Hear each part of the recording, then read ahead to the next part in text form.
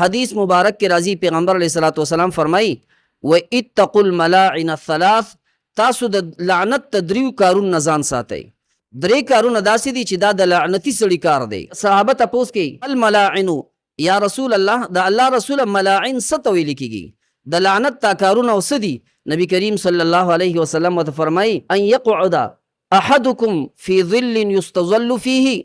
وای په تاسو کې چې یو کس په داسې ځای کې قضای حاجت ته کینی، په داسې سوري کې چې په کم سوري کې انسانان سوري حاصلی، او فی طریق یا یو مسلمان قضای حاجت ته چې کم دی په لاره کې د خلکو د تګ را تګ د تیرېدو را تیرېدو لار ده دی په هغې کې قضای حاجت ته کینی، او فی نقع ماء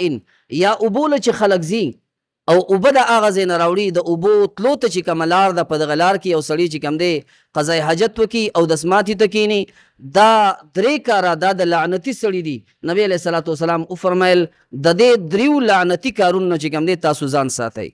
نو د ګرمۍ په موسم کې خلک د سوري لاندې کینی، د دې وجې نه